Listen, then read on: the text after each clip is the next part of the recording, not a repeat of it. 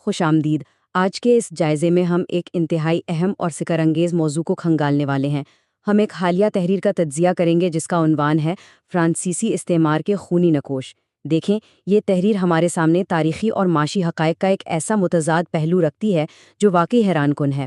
ایک طرف تو 19ویں اور 20ویں صدی کے وہ بڑے انسانی المیے ہیں جن کا اس نو آبادیاتی دور میں ذکر ملتا ہے، اور دوسری طرف 21ویں صدی کی وہ معاشی حقیقتیں ہیں، خاص طور پر سونے کے عالمی ذخائر کے حوالے سے، جو آج بھی دنیا کے لیے ایک معمہ ہے۔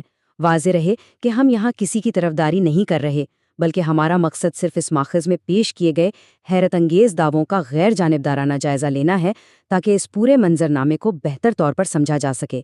تو آئیے شروع کرتے ہیں۔ اچھا، جلدی سے دیکھ لیتے ہیں کہ آج ہم کن پہلوؤں پر بات کریں گے۔ ہم نوآبادیاتی قبضے کی وسعت سے شروع کریں گے، پھر بڑے انسانی المیوں اور خاص طور پر جزائر کے جانی نقصان کا جائزہ لیں گے۔ اس کے بعد جدید خطرات اور آخر میں اس حیران کن عالمی معاشی تضاد پر بات کریں گے جس کا تعلق سونے کے ذخائر سے ہے۔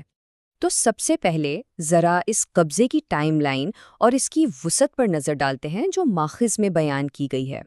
اب دیکھیں، تحریر میں جو اعداد و شمار دیے گئے ہیں وہ بذات خود بہت کچھ کہتے ہیں۔ موراکو پر 44 سال، موریٹانیہ پر 60 سال اور ٹیونس پر 75 سال کا طویل قبضہ رہا۔ لیکن یہاں جو ہنسا سب سے زیادہ چونکا دینے والا ہے وہ ہے الجزائر کا، پورے 132 سال۔ ذرا سوچئے، 1 صدی سے بھی زیادہ طویل اس عرصے کا مطلب ہے کہ وہاں کئی ایسی نسلیں پیدا ہوئیں اور پروان چڑھی جنہوں نے کبھی آزادی کا سورج دیکھا ہی نہیں۔ اور یہی وجہ ہے کہ اس ماخذ میں الجزائر کا تذکرہ اتنی شدت اور تفصیل کے ساتھ ملتا ہے۔ ٹائم لائن کے بعد اب ہم ان دستاویزی تاریخی واقعات کی طرف آتے ہیں جنہیں ماخذ نے بڑے انسانی المیوں کے طور پر پیش کیا ہے۔ تحریر میں جن مخصوص اور حساس واقعات کا حوالہ دیا گیا ہے وہ واقعی دہلا دینے والے ہیں۔ مثال کے طور پر 1852 میں الجزائر کے شہر الاواد کا واقعہ۔ ماخذ کے مطابق مبینہ طور پر صرف ایک رات کے اندر اس شہر کی 2/3 آبادی کو جلا کر راکھ کر دیا گیا۔ اسی طرح 1917 میں چاٹ کے اندر قبضے کے دوران 400 مسلم علماء کے سر قلم کیے جانے کا ذکر ہے، اور مصر کی مہم کے حوالے سے بتایا گیا ہے کہ کس طرح مساجد کی بے حرمتی کی گئی اور عام شہریوں کو تشدد کا نشانہ بنایا گیا۔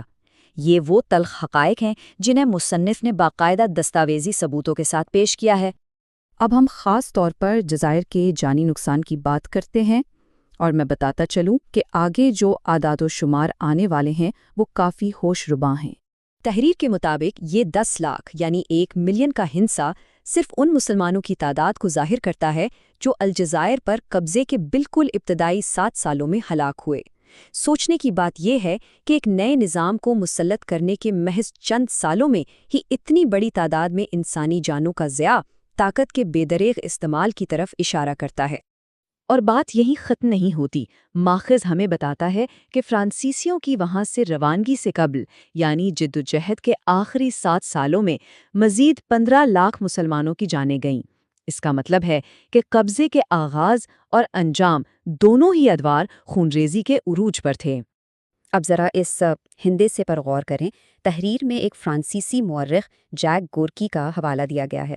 ان کے تخمینے کے مطابق 1830 سے لے کر 1962 تک یعنی ان 132 سالوں کے دوران الجزائر میں ہلاک ہونے والے مسلمانوں کی کل تعداد 1 کروڑ یا 10 ملین تھی۔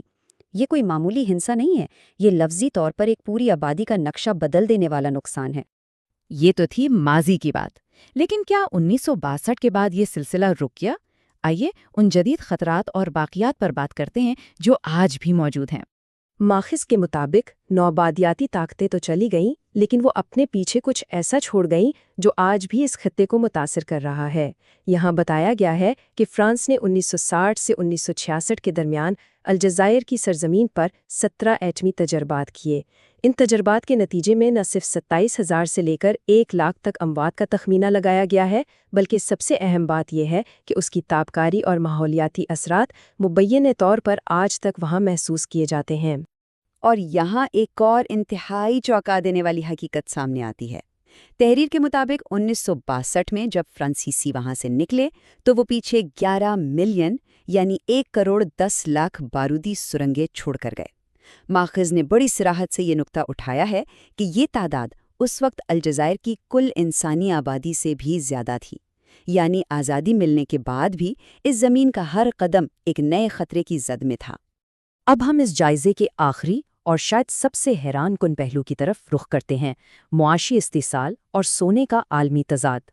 یہاں آ کر کہانی ایک بالکل نیا رخ لیتی ہے۔ یہ وہ معاشی تضاد ہے جو مصنف نے بڑی خوبصورتی سے ہائی لائٹ کیا ہے۔ ایک طرف فرانس ہے جس کے پاس سونے کی ایک بھی فعال کان نہیں ہے، صفر، لیکن اس کے مرکزی بینک میں 2436 ٹن سونا موجود ہے، جو اسے دنیا کا چوتھا سب سے بڑا سونے کا ذخیرہ رکھنے والا ملک بناتا ہے۔ اور دوسری طرف مالی اور کانگو جیسے ممالک ہیں جو دنیا میں سونا پیدا کرنے والے سرکردہ ممالک ہیں۔ صرف مالی میں 14 سرکاری کانیں ہیں، لیکن حیرانگی کی بات یہ ہے کہ ان کے اپنے مرکزی بینکوں میں سونے کا ذخیرہ بالکل صفر ہے۔ اس چارٹ میں یہ فرق بالکل صاف نظر آ رہا ہے۔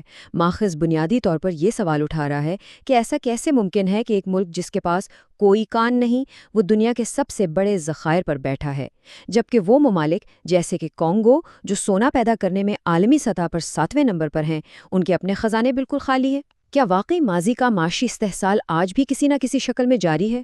یہ ایک بہت بڑا سوالیہ نشان ہے۔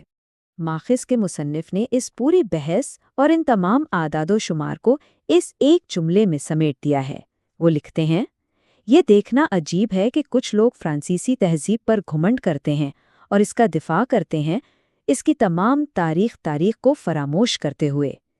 یہ اقتباس دراصل اس بنیادی دلیل کو پیش کرتا ہے کہ جدید ترقی اور تہذیب کے دعووں کے پیچھے اکثر ایک ایسی تاریخ چھپی ہوتی ہے جسے آسانی سے بھلا دیا جاتا ہے۔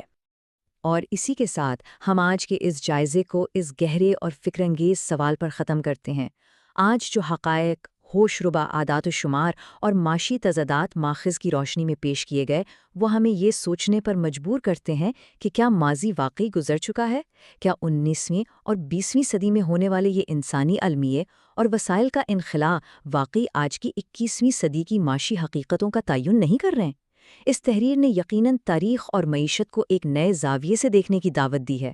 ان حقائق پر مزید کھوج لگانا اور غور کرنا بہت ضروری ہے۔ آج کے اس تجزیے میں ہمارے ساتھ شامل ہونے کا بہت شکریہ۔